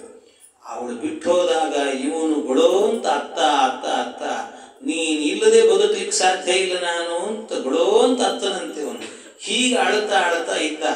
ಆಮೇಲೆ ಮತ್ತೇನಾಯಿತು ಅಂದ್ರೆ ಇವಳೇ ಹೇಳಿದ, ಅತ್ತದ್ದಕ್ಕೋಸ್ಕರವಾಗಿ ಅಷ್ಟಾಗಿ ನಾನು ನಿಮಗೆ ಬೇಕು ಅಂತ ಆದ್ರೆ ನೀವು ಗಂಧರ್ವರ ಉಪಾಸನೆ ಮಾಡ್ರಿ, ಅವ್ರು ನಿಮಗೇನೋ ಹೇಳ್ತಾರೆ, ಅದನ್ನ ಮಾಡಿದ್ರಿ ಅಂತ ಆದ್ರೆ ನಾನು ನಿಮ್ಮ ಜೊತೆಗೆ 1 ದಿವಸದ ಮಟ್ಟಿಗೆ ಬಂದು ಹೋಗ್ತೀನಿ ಅಂತಂದಂತೆ. ಆಯ್ತು ಅಂತ ಹೇಳಿ ಗಂಧರ್ವರ ಉಪಾಸನೆ ಮಾಡಿದ. ಆ ಗಂಧರ್ವರು ಏನ್ ಮಾಡಿದ್ರು ಅಂತಂದ್ರೆ, ಇವನಿಗೆ ಮೊದಲೇ ಏನಾಗಿತ್ತು, 6 ಜನ ಮಕ್ಕಳು ಹುಟ್ಟಿದ್ರು ಆ ಊರ್ವಶಿಯಲ್ಲಿ. ಈ ಗಂಧರ್ವರೆಲ್ಲ ಏನ್ ಮಾಡಿದ್ರು, ಒಂದು ಅಗ್ನಿ ಕೊಡ್ತೀವಿ, ಅದರಲ್ಲಿ ಹೋಮ ಮಾಡು ಅಂತ ಹೇಳಿದ್ರು. ಅಲ್ಲಿ ಕಾಡಿನಿಂದ ಅಗ್ನಿ ತರಬೇಕಾದ್ರೆ ಕೈಯಲ್ಲಿ ಕೂಸು ಬೇರೆ ಇದೆ, ನೋಡ್ಕೊಳ್ಳಿಕ್ಕೆ ಯಾರಿಲ್ಲ. ಆದರೆ ಒಂದು ನಿಯಮ ಇದೆ ಶಾಸ್ತ್ರದಲ್ಲಿ, ಶಾಸ್ತ್ರ ಅಂತಲ್ಲಿ ಯಾವಾಗಲೂ ಹಾಗೇನೆ, ಕೈಯಲ್ಲಿ ಒಂದು ಕೂಸನ್ನು ಹಿಡ್ಕೊಂಡು ಇನ್ನೊಂದು ಕೈಯಲ್ಲಿ ಬೆಂಕಿ ಹಿಡ್ಕೋಬಾರ್ದಂತೆ. ಏನೇ ಅಡಿಗೆ ಮಾಡ್ತಿರ್ತಾರೆ, ಕೆಲವು ಹೆಣ್ಮಕ್ಳೆಲ್ಲ ಮಾಡಬೇಕಾದ್ರೆ ದೀಪ ಹಚ್ತೇನೆ ಅಂತ ಕೊಂಡ್ರಲ್ಲಿ ಕೂಸನ್ನು ಇಟ್ಟುಕೊಂಡೇ ದೀಪ ಹಚ್ತಿರ್ತಾರೆ. ಹಾಗೆಲ್ಲ ಮಾಡ್ಲಿಕ್ಕೆ ಹೋಗ್ಬಾರ್ದು. ಏನೋ ಆಚಾರ್ಯರು ಪೂಜೆಗೆ ಧೂಪ ಬೇಕು ಅಂತ ಕೇಳಿದ್ರು ಅಂತ ಸರಸರ ಅಂತ ಕೂಸನ್ನೇ ತಗೊಂಡು ಹೋಗಿಬಿಡೋದು, ಆ ಅಗ್ನಿನ ಹಾಗೆ ಹಿಡ್ಕೊಂಬ, ಹಾಗೆಲ್ಲ ಮಾಡಬಾರ್ದಂತೆ. ಆ ರೀತಿ ಮಾಡಬಾರ್ದು. ಒಂದು ಕೈಯಲ್ಲಿ ಕೂಸು, ಇನ್ನೊಂದು ಕೈಯಲ್ಲಿ ಬೆಂಕಿ ಇರಬಾರ್ದು, ಎರಡು ಒಟ್ಟೊಟ್ಟಿಗೆ ಇರಬಾರ್ದು ಅಂತ ಶಾಸ್ತ್ರ. ಹಾಗೆ ಇವನೇನು ಮಾಡಿದ, ಮೊದಲು ಅಗ್ನಿ ಅಲ್ಲೇ ಇಟ್ಟು ಆ ಕೂಸನ್ನು ಇಟ್ಟು ಬರಬೇಕು, ಆಮೇಲೆ ತಗೊಂಡು ಹೋಗಬೇಕು ಅಂತ ಹೋದ. ಬರೋದ್ರೊಳಗೆ ನೋಡ್ತಾನೆ ಅಗ್ನಿನೇ ಇಲ್ಲ, ಇನ್ನೇನು ಹೋಮ ಮಾಡಬೇಕು. ಮತ್ತೆ ಕೊಡುವಂತ ಅರ್ಥ. ಆಗ ಮತ್ತೆ ಪ್ರತ್ಯಕ್ಷಳಾಗಿ ಊರ್ವಶಿ ಹೇಳಿದ್ದು, ಒಂದು ಕೆಲಸ ಮಾಡು, ನೀನು ಮಥನ ಮಾಡಿದಾಗ ಬರ್ತೀನಿ ನಾನು ಅಂತ. ಅರಣಿ ಮಥನ ಅಂತ ಮಾಡೋದ್ರಿಂದ ಒಂದು ಬೆಂಕಿ ಹುಟ್ಟುತ್ತದೆ, ಅದನ್ನು ಹೋಮ ಮಾಡು. ಆಯಿತು, ಒಂದು ಉಪಾಯ ಆಯ್ತಲ್ಲ ಅಂತ ಮಾಡಿದ. ಕಡೆಗೆ ಊರ್ವಶಿ ಬಂದು 1 ದಿವಸ ಇತ್ತೋತಂತೆ. ಇಷ್ಟಕ್ಕೋಸ್ಕರ ಇಷ್ಟೆಲ್ಲ ಒದ್ದಾಡಿದ ಇವನು, ಇಷ್ಟು ಒದ್ದಾಡಿದ. ಆದರೆ ಇಷ್ಟೆಲ್ಲ ಆದರೂ ಕೂಡ 6 ಜನ ಮಕ್ಕಳು ಹುಟ್ಟಿದ್ರು. ಅಂದ್ರೆ ಇದರಿಂದ ಏನು ತಿಳಿಸಿಕೊಟ್ಟ ಅವನು ಅಂತಂದ್ರೆ, ಯಾವತ್ತೂ ಕೂಡ ಜೀವನದಲ್ಲಿ ಅತಿಯಾಗಿ ಯಾವುದನ್ನು ಕೂಡ ಹಚ್ಕೊಳ್ಬಾರ್ದು. ಯಾವುದನ್ನಾದ್ರೂ ಭಾರಿ ಹಚ್ಚಿಕೊಂಡ್ರೆ ಹುಚ್ಚಿಡದಂಗೆ ಆಗ್ತದಂತೆ. ಕಡೆಗೆ ಅವರೆಲ್ಲ ದೂರ ಹೋಗಿಬಿಟ್ರು ಮಾಡಿದ್ರು ಅಂತ ಆದ್ರೆ ಕಿರಿಕಿರಿ ಆಗ್ಲಿಕ್ಕೆ ಶುರುವಾಗ್ತದೆ. ಅದರಿಂದ ಯಾವುದನ್ನು ಕೂಡ ಬಹಳ ಹಚ್ಚಿಕೊಳ್ಬಾರದು ಅನ್ನೋದನ್ನು ತೋರಿಸ್ಲಿಕ್ಕೋಸ್ಕರ ಇದನ್ನೆಲ್ಲ ಮಾಡಿದ. ಆಮೇಲೆ ವಿಶೇಷ ಭಗವಂತನ ಆರಾಧನೆಯಿಂದ ಮಾಡಿಕೊಂಡು ಅವನು ಸಾಧನೆ ಮಾಡಿಕೊಂಡು ಹೋದ ಅಂತ ಪುರೂರವನ ಕಥೆ ಬರ್ತದೆ. ಈ ಪುರೂರವ ಆದ ನಂತರ ಪುರೂರವನಿಗೆ ಊರ್ವಶಿಯಲ್ಲಿ ಹುಟ್ಟಿದಂಥ ಮಕ್ಕಳು ಆಯು, ಶ್ರುತಾಯು, ಸತ್ಯಾಯು, ರಯ, ವಿಜಯ, ಜಯ ಅಂತ 6 ಮಂದಿ ಮಕ್ಕಳು ಹುಟ್ಟಿದ್ರಂತೆ. ಅದರಲ್ಲಿ ವಿಜಯ ಅಂತ ಏನಿದ್ದ, ಆ ವಿಜಯನ ಮಗ ಭೀಮನಿಂದ ಕಾಂಚನನಿಗೆ ಹೋತ್ರಕನಿಗೆ ಹುಟ್ಟಿದವನೇ ಜನ್ನು ಅಂತ. ಈ ಜನ್ನು ಏನಿದ್ದಾನಲ್ವಾ, ಅವನು ಒಂದ್ಸರ್ತಿ ಬಹಳ ನೋಡ್ಲಿಕ್ಕೆ ಸ್ಫುರದ್ರೂಪಿ ಅಂತೆ, ಭಾರಿ ಸ್ಫುರದ್ರೂಪಿ. ಆ ಸ್ಫುರದ್ರೂಪಿಯನ್ನ ಏನು ಮಾಡಿದಂತೆ, ಗಂಗಾದೇವಿ ಏನು ಮಾಡಿದ್ದು, ಒಂದ್ಸರ್ತಿ ಈ ಜನ್ನು ಋಷಿಗಳನ್ನ ನೋಡಿ ನನ್ನನ್ನು ಮದುವೆ ಮಾಡಕ್ಕೋ ಅಂತ ಕೇಳಿದಂತೆ ಜನ್ನುಗಳನ್ನು. ಆ ಜನ್ನು ಹೇಳಿದ್ರೆ, ನನಗೆ ಅಷ್ಟು ಇಂಟ್ರೆಸ್ಟ್ ಇಲ್ಲ, ಹೋಗಿ ನೀನು ಅಂತ ಬೈಕ್ ಕಳಿಸಿದ್ರಂತೆ. ಅದಕ್ಕೆ ಇವಳಿಗೆ ಸಿಟ್ಟು ಬಂತು. ನಾನು ಬಂದು ಮದುವೆ ಮಾಡ್ಕೋ ಅಂದ್ರೆ ನನ್ನನ್ನು ಮಾಡ್ಕೊಳ್ತಿಲ್ಲಲ್ಲ ಅಂತ ಸಿಟ್ಟು ಬಂದು ಅದಕ್ಕೋಸ್ಕರ ಏನು ಮಾಡಿದಂತೆ, ನಿನ್ನೆ ಹೇಳಿದ ಕಥೆಯನ್ನ. ಏನಾಯಿತು ಅಂದ್ರೆ, ಭಗೀರಥ ಅವಳನ್ನು ಕೆಳಗಿಳಿಸಿದಾಗ ರುದ್ರದೇವರ ತಲೆಯಿಂದ ಕೆಳಗಿಳಿದು ಬಂದು ಈ ಜನ್ನು ಮಹರ್ಷಿ, ಇದೇ ಜನ್ನು ಅವರ ಆಶ್ರಮವನ್ನೇ ಕೊಚ್ಕೊಂಡು ಹೋಗಿದ್ದಕ್ಕೆ ಅವ್ರೇನ್ ಮಾಡಿದ್ರು, ಸಿಟ್ಟು ಬಂದು ಅವರು ಚುಳುಕಿ ಕೃತ ಅಂಬೋರಾಶಿ ಆಚಮನ ಮಾಡಿ ಕೂತರು. ಕಡೆಗೆ ಮತ್ತೆ ಭಗೀರಥ ತಪಸ್ ಮಾಡಿ ಬಲಗಿವಿಯಿಂದ ಹೊರಗಿಬಿಟ್ಟು ಕೂಡಲೇ ಇವಳಿಗೆ ಮದುವೆ ಮಾಡ್ಕೊಳ್ಳಿಕ್ಕೆ ಆ ಬೇಜಾರು ಇಟ್ಟುಕೊಂಡಿದ್ದಂತೆ. ಆದ್ರೆ ಅವಳೇನು ಸುಮ್ಮನೆ ಬಿಡ್ಲಿಲ್ಲ. ಮತ್ತೆ ಅವಳೇನು ಮಾಡಿದ್ಲು, ತಪಸ್ಸು ಮಾಡಿ ಇನ್ನೊಂದು ಜನ್ಮ ಪಡೆದಂತೆ. ಇನ್ನೊಂದು ಜನ್ಮ ಪಡೆದಾಗ ಅವಳೇನೆ ಕಾವೇರಿ ಅನ್ನೋ ಹೆಸರಿನಿಂದ ಹರದಂತೆ. ಕಾವೇರಿ ನದಿ ಇದೆಯಲ್ಲ, ಗಂಗೆನೇ ಇನ್ನೊಂದು ರೂಪ ಅದು. ಆ ಕಾವೇರಿ ಆದಾಗ ಆವಾಗ ಮತ್ತೆ ಜನ್ಮಗಳನ್ನು ಮದುವೆ ಮಾಡ್ಕೊಂಡು, ಅವ್ರಿಗೆ ಗೊತ್ತಾಗ್ಲಿಲ್ಲ ಗಂಗೆ ಅಂತ ಗೊತ್ತಾಗ್ಲಿಲ್ಲ, ಅವ್ರು ಮದುವೆ ಮಾಡ್ಕೊಂಡು ಹಿಂಗೆ ಜನ್ಮಗಳ ಹೆಂಡತಿ ಆದ್ಲು ಅಂತ ಈ ರೀತಿ ಜನ್ನೋಸ್ತು ಪೂರುಸ್ತತ್ಪುತ್ರೋ ಬಲಾಕಶ್ಚಾತ್ಮಜೋಜಕಃ ತತಃಕುಶಸ್ಯಾಪಿ ಕುಶಾಂಬುಸ್ತನಯೋ ವಸುಹು. ಆಮೇಲೆ ಜನ್ನುವಿಗೆ ಪೂರು ಅಂತ ಕಾವೇರಿಯಲ್ಲಿ ಹುಟ್ಟಿದ್ರು. ಅವನಿಗೆ ಬಲಾಕನ ಮಗ ಅಜಕನಿಂದ ಕುಶನಿಗೆ ಕುಶಾಂಬು, ಹೀಗೆಲ್ಲ ಮಕ್ಕಳು, ಕುಶನಾಭ, ಈ ರೀತಿಯೆಲ್ಲ ಮಕ್ಕಳು ಹುಟ್ಟಿದ್ರಂತೆ. ಅದರಲ್ಲಿ ಈ ಕುಶ ಏನಿದ್ದಾನಲ್ಲ, ಕುಶಿಕ ಅಂತ ಒಬ್ಬ ಮಗ. ಆ ಕುಶಿಕ ಏನಿದ್ದಾನೆ, ಕುಶಿಕ ಅವನಿಗೆ ಈ ಗಾಧಿ ಅನ್ನೋ ಹೆಸರಿನಿಂದ, ಆ ಕುಶಿಕನಿಗೆ ಏನಿತ್ತು ಅಂತಂದ್ರೆ ಅವನಿಗೆ ತನ್ನ ಜೀವನದಲ್ಲಿ ಇಂದ್ರನಂಥ ಮಗ ಹುಟ್ಟಬೇಕು ಅಂತ ತಪಸ್ಸು ಮಾಡಿದ್ದಂತೆ. ಇಂದ್ರನಂಥ ಮಗ ಹುಟ್ಟಬೇಕು ಅಂತ ತಪಸ್ಸು ಮಾಡಿದಾಗ ಇಂದ್ರ ಅನ್ಕೊಂಡ, ನನ್ನಂಥ ಮಗ ಹುಟ್ಟಬೇಕು ಅಂತ ತಪಸ್ಸು ಮಾಡಿದ್ದಾನೆ, ಮತ್ತೆ ನನ್ನಂತನೇ ಇನ್ಯಾರಾದ್ರೂ ಹುಟ್ಟಿದ್ರೆ ನನಗೆಲ್ಲಿ ಪೈಪೋಟಿ ಆಗ್ತಾನೋ ಅವನು ಅಂತ, ಯಾಕೆ ಈ ಸಮಸ್ಯೆ, ನಾನೇ ಹುಟ್ಟು ಬಿಡ್ತೇನೆ ಅಂತ ಅವನೇ ಒಂದು ರೂಪದಿಂದ ಅವನಲ್ಲಿ ಹುಟ್ಟಿದ್ನಂತೆ, ಕುಶಿಕನ ಮಗನಾಗಿ ಹುಟ್ಟಿದ. ಆಗ ಇಂದ್ರನಿಗೆ ಹೆಸರೇನು ಅಂದ್ರೆ ಗಾಧಿ ಅಂತ ಹೆಸರು, ಋಷಿಯ ಮಗನಾಗಿ ಹುಟ್ಟಿದ. ಗಾಧಿ ಅಂತ ಹೆಸರಂತ ಅವನಿಗೆ, ಗಾಧಿ. ಅವನಿಗೆ ಹೆಸರು. ಆಮೇಲೆ ಏನು ಅವನಿಗೆ ಗಾಧಿಯನ್ನು ಕುಶಾಂಬು ಅಂತೇಳಿ, ಕುಶಾಂಬುಜ ಅಂತಲೂ ಕರೀತಿದ್ರು ಅವನಿಗೆ, ಗಾಧಿ ಅಂತಲೂ ಕೂಡ ಇನ್ನೊಂದು ಹೆಸರಿದೆ ಅಂತ ಹೇಳ್ತಾರೆ. ಅವನ ಕನ್ಯೆ ಸತ್ಯವತಿ ಅಂತ, ಸತ್ಯವತಿ. ಆ ಸತ್ಯವತಿ ವೇದವ್ಯಾಸ ದೇವರ ತಾಯಿ ಬೇರೆ, ಮತ್ತೆ ಇವಳು ಬೇರೆ, ಸತ್ಯವತಿ ಅಂತ. ಆ ಸತ್ಯವತಿಯನ್ನ ಒಬ್ಬ ರುಚಿಕ ಅಂತ ಒಬ್ಬ ಋಷಿಗಳು, ಆ ಋಷಿಗಳು ಬಂದು ನನಗೆ ಕನ್ಯಾದಾನ ಮಾಡು ಅಂತ ಕೇಳಿದ್ರಂತೆ. ಆಯಿತು ಅಂತ ಅನುರೂಪನಾದ ವರ ಅಲ್ಲಿದ್ರು ಕೂಡ ಪರವಾಗಿಲ್ಲ, ಮತ್ತೆ ಎಲ್ಲಿ ಶಾಪ ಕೊಡ್ತಾನೋ ಏನೋ ಅಂತ ಹೆದರ್ಕೊಂಡು ಆಯಿತು ಅಂತ ಕನ್ಯಾದಾನ ಮಾಡಿದ್ನಂತೆ. ಆನೀಯ ದತ್ವಾ ಶ್ವಾನ್ ಉಪಯೇಮೇ ವರಾಂಗನಾಂ. ಅದಕ್ಕೆ ಏನೇನೋ ಒಂದಷ್ಟು ಹೇಳಿದವನು, ವರುಣನ ಹತ್ರ ಹೋಗಿ ಕುದುರೆ ತರಬೇಕು, ಅದು ಎಲ್ಲ ಮಾಡಿದ್ರು ರುಚಿ ಮುನಿಗಳು. ಮಾಡಿದ್ರೆ ಕೊಟ್ಟೆ ಬಿಟ್ಟು ಕನ್ಯೆಯನ್ನು ಕೊಟ್ಟ. ಅಂತೂ ಕನ್ಯೆಯನ್ನು ಕೊಟ್ಟಾಗ ಆಗ ಏನು ಮಾಡಿದ್ರಂತೆ, ಅದಕ್ಕೆ ಈ ಸತ್ಯವತಿಗೆ ಮಕ್ಕಳಾಗಿರಲಿಲ್ಲ. ಮಕ್ಕಳಾಗಬೇಕು ಅಂತ ರುಚಿಕ ಮುನಿಗಳು ಏನು ಮಾಡಿದ್ರಂತೆ, ಅವರು ಮಕ್ಕಳಾಗಬೇಕು ಅನ್ನೋದಕ್ಕೋಸ್ಕರವಾಗಿ ಸ್ನಾನಕ್ಕೆ ಹೋಗಿ ಬರ್ತೀನಿ, ಒಂದು ಪಾಯಸ ತಯಾರು ಮಾಡಿದ್ದೇನೆ, ಅದನ್ನು ಯಜ್ಞದಲ್ಲೆಲ್ಲ ಬಳಸಿದ್ದು, ಅದನ್ನು ನೀನು ಸ್ವೀಕಾರ ಮಾಡಿದರೆ ನಿನಗೆ ಮಕ್ಕಳಾಗ್ತಾರೆ ಅಂತ. ಅದರ ಜೊತೆಗೆ ಆ ಸತ್ಯವತಿ ದೇವಿಯ ತಾಯಿ ಇದ್ಲಲ್ಲ, ಅವಳಿಗೂ ಮಕ್ಕಳು ಬೇಕು ಅಂತ ಇತ್ತಂತೆ. ಅದಕ್ಕೆ ಅವಳಿಗೂ ಒಂದು ತಯಾರು ಮಾಡಿದ್ರು ಅವರು, ಅವಳಿಗೂ ತಯಾರು ಮಾಡಿದ್ರು. ಅದನ್ನ 2 ಪಾತ್ರೆಗಳನ್ನು ಇಟ್ಟಿದ್ರೆ, ಇವರು ಸ್ನಾನಕ್ಕೆ ಹೋದಾಗ ಸತ್ಯವತಿಯ ತಾಯಿ ಏನು ಮಾಡಿದಂತೆ, ಈ ಸತ್ಯವತಿಗೆ ಎಷ್ಟಾದರೂ ಗಂಡ ಆದ್ರಿಂದ ಅವಳಿಗೆ ಒಳ್ಳೆ ಮಗ ಹುಟ್ಲಿ ಅಂತ ಏನೋ ಪಾಯಸವನ್ನು ಚೆನ್ನಾಗಿರೋ ಪಾಯಸ ಕೊಡ್ಬೋದು. ನಾನು ಎಷ್ಟಾದರೂ ಅತ್ತೆ, ನನಗೆ ಯಾಕೆ ಒಳ್ಳೆ ಮಗ ಹುಟ್ಲಿ ಅಂತ ಇರ್ತದೆ, ಅದಕ್ಕೆ ನನಗೆ ಬೇರೆ ಮಾಡಿರಬಹುದು, ಅದಕ್ಕೆ ಅವರು ಬರೋದ್ರೊಳಗೆ ಪಾತ್ರೆ ಅದಲು ಬದಲು ಮಾಡೋಣ ಅಂತ ಆ ಕಡೆ ಈ ಕಡೆ ಮಾಡಿಬಿಟ್ರಂತೆ. ಪಾತ್ರೆ ಅದಲು ಬದಲು ಮಾಡಿದ ಕೂಡಲೇ ತದ್ವಿಜ್ಞಾಯ ಮುನಿ ಪ್ರಾಹ ಪತ್ನಿಂ ಕಷ್ಟಮಕಾರಶೀಹಿ. ಬದಲು ಮಾಡೋದಿರಲಿ, ಏನು ಅದರಲ್ಲಿ ಚರು ಪಾತ್ರೆ ಇರ್ತದಲ್ಲ ಅದನ್ನು ತಿಂದು ಹಾಕಿಬಿಟ್ರಂತವ್ರು. ತಿಂದು ಹಾಕಿದ್ರು. ಅದು ರುಚಿಕ ಮುನಿಗಳಿಗೆ ಗೊತ್ತಾಯಿತು. ಗೊತ್ತಾದ ಕೂಡಲೇ ಹೇಳಿದರು, ಎಂಥ ಕೆಲಸ ಮಾಡಿದ್ವಿ ನಿಮ್ಮ ತಾಯಿ. ಯಾಕೆ ಅಂದರೆ ನಾನು ಬ್ರಾಹ್ಮಣನಾದ್ರಿಂದಾಗಿ ನನಗೆ ಯೋಗ್ಯನಾದ ಮಗ ಹುಟ್ಟಲಿ ಅಂತ ನಾನು ಆ ರೀತಿಯ ಚರುವನ್ನು ತಯಾರು ಮಾಡಿದ್ದೆ. ಆದರೆ ನಿಮ್ಮಮ್ಮನಿಗೆ ಕ್ಷತ್ರಿಯಳಾದ್ರಿಂದ ಕ್ಷತ್ರಿಯ ಮಗ ಹುಟ್ಟಲಿ ಅಂತ ನಾನು ಅದಕ್ಕೆ ತಯಾರು ಮಾಡಿದ್ದೆ. ಆದರೆ ನಿಮ್ಮಮ್ಮ ಅದಲು ಬದಲು ಮಾಡಿದ್ರಿಂದಾಗಿ ಏನಾಯಿತು ಇವತ್ತಿಗೆ ಅಂತ ಹೇಳಿದರೆ, ಆ ವಂಶದಲ್ಲಿ ಏನಾಗ್ತದೆ ಅಂತಂದರೆ, ನಿಮಗೆ ಅವನು ಹುಟ್ಟುತ್ತಾನೆ, ಆದರೆ ಬ್ರಾಹ್ಮಣನಾಗಿ ಹುಟ್ಟಿಬಿಡುತ್ತಾನೆ. ನಮಗೆ ಹುಟ್ಟುವವನೇನಾಗ್ತಾನೆ ಅಂತಂದರೆ ಕ್ಷತ್ರಿಯನಾಗಿ ಹುಟ್ಟುತ್ತಾನೆ ಅಂತ ಹೇಳಿದರು. ಇಷ್ಟು ಹೇಳಿದ ಕೂಡಲೇ ಆ ಸತ್ಯವತಿ ಆ ಮುನಿಯನ್ನು, ರುಚಿಕ ಮುನಿಗಳನ್ನು ಒಳ್ಳೆಯ ರೀತಿಯಲ್ಲಿ ಮೆಚ್ಚಿಸಿದ್ಲಂತೆ. ಮೆಚ್ಚಿಸಿ ಅವಳು ಹೇಳಿದ್ದಂತೆ, ಕೇಳಿಕೊಂಡ್ಲಂತೆ, ಇಲ್ಲ ಹಾಗಾಗಬಾರ್ದು, ಅಂಥದ್ದೆಲ್ಲ ಆಗಬಾರ್ದು, ನೀವು ಅನುಗ್ರಹ ಮಾಡಬೇಕು ಅಂತ. ಅದಕ್ಕಷ್ಟು ಕೇಳಿದಾಗ ಅದಕ್ಕೆ ಹಾಗಾದರೆ ನಿನ್ನ ಮೊಮ್ಮಗ ಹಾಗಾಗ್ತಾನೆ ಅಂತ ಹೇಳಿದಂತೆ. ನಿನ್ನ ಮಗ ಅವನು ಕ್ಷತ್ರಿಯನಾಗೋದಿಲ್ಲ, ಬ್ರಾಹ್ಮಣನಾಗ್ತಾನೆ, ಆದರೆ ನಿನ್ನ ಮೊಮ್ಮಗ ಏನಿದ್ದಾನೆ ಹುಟ್ಟುತ್ತಾನೆ. ಅವನು ಬ್ರಾಹ್ಮಣನಾದರೂ ಕೂಡ ಅವನ ಸ್ವಭಾವ ಕ್ಷಾತ್ರ ಸ್ವಭಾವವಾಗಿರುತ್ತದೆ ಅಂತ ಹೇಳಿದರು.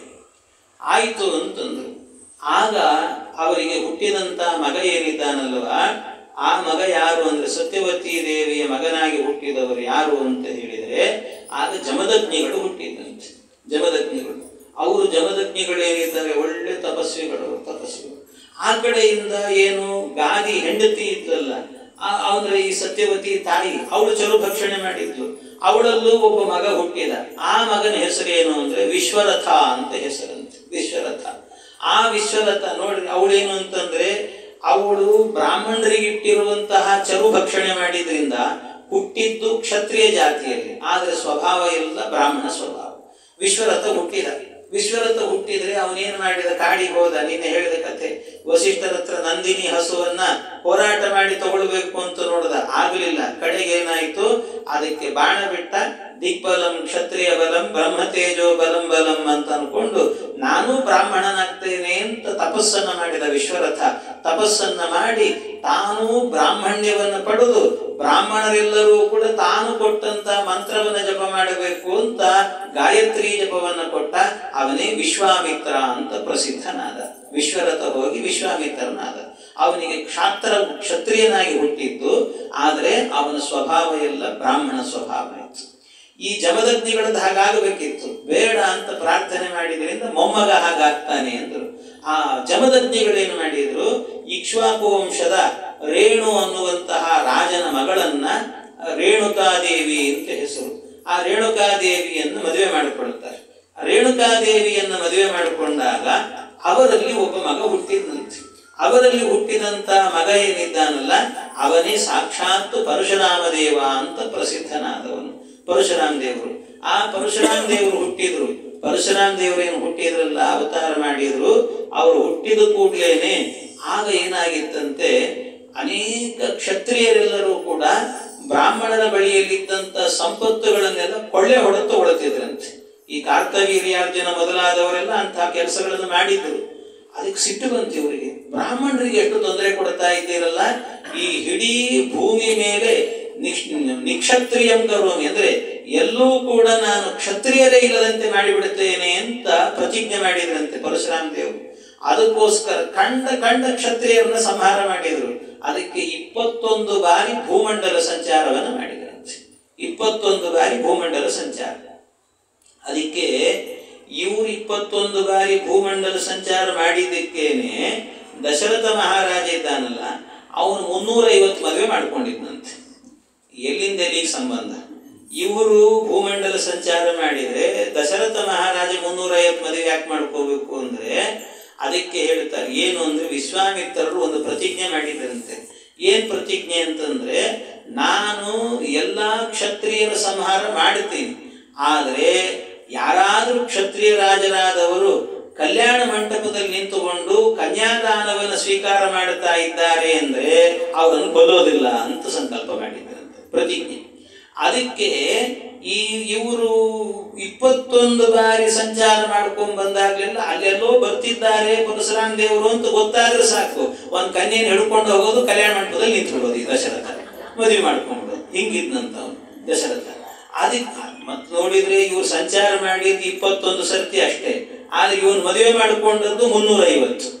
ಅದು ಯಾಕೆ ಅಷ್ಟಾಯಿತು ಅಂದ್ರೆ, ಎಷ್ಟೋ ಸರ್ತಿ ಪರಶುರಾಮ ದೇವರು ಬರದೇ ಇದ್ರು ಕೂಡ ಪರಶುರಾಮ ದೇವರು ಬಂದ್ರು ಅಂತ ಹುಲ್ಲಿ ಬಿಸಿ ಬಿಡ್ತಿದ್ರಂತೆ. ಅದಕ್ಕೆ ಹೆದರೋರು ಕನ್ನೆ ಹಿಡ್ಕೊಂಡು ಹೋಗಿಬಿಡ್ತಿದ್ದ. 350 ಆಗಿಬಿಡ್ತಾವ.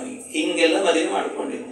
ಇದು ಪರಶುರಾಮ ದೇವರು ಅಂದ್ರೆ ಎಲ್ಲ ಕಡೆಯಲ್ಲೂ ಕೂಡ ಕ್ಷತ್ರಿಯರನ್ನೆಲ್ಲ, ದುಷ್ಟ ಕ್ಷತ್ರಿಯರನ್ನೆಲ್ಲ ಸಂಹಾರ ಮಾಡಿದ್ದಾನೆ. ಆಮೇಲೆ ಈ ಕಾರ್ತವೀರ್ಯಾರ್ಜುನನ, ಅವನಿಗೆ ರಾಜಾಬಾಹು ಸಹಸ್ರವಾನ್ ಅಂತ ಹೇಳ್ತಾರಲ್ಲ, ಅವನ ಎಲ್ಲ ತೋಳುಗಳನ್ನು ಕತ್ತರಿಸಿ ಹಾಕಿ ಅವರ ಮಕ್ಕಳನ್ನ ಎಲ್ಲರನ್ನೂ ಕೂಡ ಸಂಹಾರ ಮಾಡಿದಂತ ಮಹಾತ್ಮರು ಈ ಪರಶುರಾಮ ದೇವರು. ಅವರೇ ಮುಂದೆ ಏನು ಮಾಡಿದಂತೆ, ಬ್ರಾಹ್ಮಣರಿಗೆಲ್ಲರಿಗೂ ಕೂಡ ಭೂಮಿ ಇಲ್ಲ, ಬದುಕಲಿಕ್ಕೆ ಜಾಗ ಇಲ್ಲ ಅಂತಿತ್ತು. ಅದಕ್ಕೆ ಅಹಿಚ್ಛತ್ರದಲ್ಲಿದ್ದಂತ ಬ್ರಾಹ್ಮಣರನ್ನೆಲ್ಲರನ್ನು ಕೂಡ ಕರ್ಕೊಂಡು ಹೋಗಿ ಅನೇಕರನ್ನ ಏನು ಮಾಡಿದ್ರಂತೆ, ಈ ಭೂಮಿಯಿಂದ ಕೆಳಭಾಗಕ್ಕೆ ಹೋದ್ರಂತೆ. ಅಲ್ಲೆಲ್ಲ ಸಮುದ್ರ ಇತ್ತು. ಆ ಸಮುದ್ರವನ್ನ ಒಂದ್ಸರ್ತಿ ದೂಡಿದ್ರಂತೆ. ಸಮುದ್ರವನ್ನ ದೂಡಿದ್ರೆ ಹಿಂದೆ ಹೋಯ್ತು ಸಮುದ್ರ, ಅಷ್ಟೂ ಜಾಗ ಸಿಕ್ತು. ಅಲ್ಲೆಲ್ಲ ಬ್ರಾಹ್ಮಣರಿಗೆ ಜಾಗ ಕೊಟ್ಟು ಇಲ್ಲಿ ವಾಸ ಮಾಡ್ರಿ ನೀವು ಅಂತಂದ್ರಂತೆ. ಆವತ್ತಿನಿಂದ ಆ ಕ್ಷೇತ್ರವೇನೆ ಪರಶುರಾಮ ಕ್ಷೇತ್ರ ಅಂತ ಪ್ರಸಿದ್ಧ ಆಯಿತು. ಆ ಪರಶುರಾಮ ಕ್ಷೇತ್ರ ಅಂದರೆ ಇವತ್ತೇನು ನಾವು ಉಡುಪಿ ಪ್ರಾಂತ್ಯ ಎಲ್ಲ ಹೇಳ್ತೇವೆ, ಅದೆಲ್ಲ ಪರಶುರಾಮ ದೇವರು ನಿರ್ಮಾಣ ಮಾಡಿದ ಕ್ಷೇತ್ರ ಪರಶುರಾಮ ಕ್ಷೇತ್ರ. ಇಲ್ಲೆಲ್ಲ ನಾವು ಸಂಕಲ್ಪ ಮಾಡಬೇಕಾದ್ರೆ ಹೀಗೇನೆ ಅಸ್ಮಿನ್ ವರ್ತಮಾನೆ ಚಾಂದ್ರಮಾನೇನ ಅಂತೆಲ್ಲ ಹೇಳ್ತಾರೆ, ರಾಮಕ್ಷೇತ್ರ ಅಂತೀವಿ. ಅಲ್ಲಿ ಹೋದಾಗ ರಾಮಕ್ಷೇತ್ರ ಎಲ್ಲ, ಉಡುಪಿಗೆ ಹೋದರೆ ಪರಶುರಾಮ ಕ್ಷೇತ್ರ ಅಂತ ಸಂಕಲ್ಪ ಮಾಡಬೇಕಲ್ಲಿ, ಅವ್ರ ಕ್ಷೇತ್ರ ಅದು ಅಂತ. ಹೀಗೆ ಇಂತಿಂಥ ಈ ಕೆಲಸಗಳನ್ನೆಲ್ಲ ಮಾಡಿ ಬ್ರಾಹ್ಮಣರಿಗೆ ಪರಮಾನುಗ್ರಹವನ್ನು ಮಾಡಿದಂಥ ಮಹಾತ್ಮರು ಪರಶುರಾಮ ದೇವರು. ಪರಶುರಾಮ ದೇವರು ಇಷ್ಟು ದೊಡ್ಡ ಅನುಗ್ರಹವನ್ನು ಮಾಡಿದರಂತೆ. ಇದು ಪರಶುರಾಮ ದೇವರ ವಂಶ ಎನ್ನುವಂಥದ್ದು ಹೀಗೆ ಬೆಳೆದು ಬಂದಿದೆ ಅಂತ. ಅದೇ ಆ ಚಂದ್ರವಂಶದಲ್ಲಿ ಬಂದಂಥ ರಾಜರುಗಳಿಂದಾಗಿ ಮಧ್ಯದಲ್ಲಿ ಋಷಿವಂಶ ಎನ್ನುವಂಥದ್ದು ಕೂಡ ಬೆಳೀತು ಅಂತ ಹೇಳುತ್ತಾರೆ.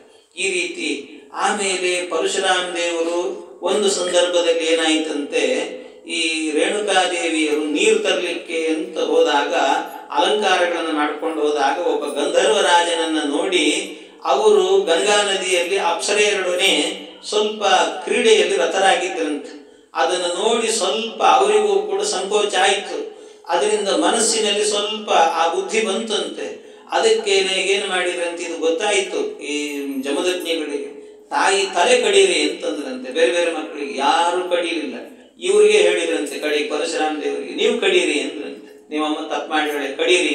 ಅದಕ್ಕೆ ಆಯಿತು ಅಂತ ಮಾತೇ ಇಲ್ಲದಂತೆ ಕಡ್ದು ಹಾಕಿಬಿಟ್ರಂತೆ ಪರಶುರಾಮ ದೇವರು. ಒಂದು ಮಾತು ಕೇಳಿ ಆಯಿತು ಅಂತ ತಂದೆ ಆಜ್ಞೆ ಮಾಡಿದ್ದ ತಲೆನೇ ಕಳೆದು ಬಿಟ್ಟರು ರೇಣುಕಾದೇವಿಯಿಂದ. ಆದ ನಂತರ ಇವರಿಗೆ ಸಂತೋಷ ಆಯಿತು.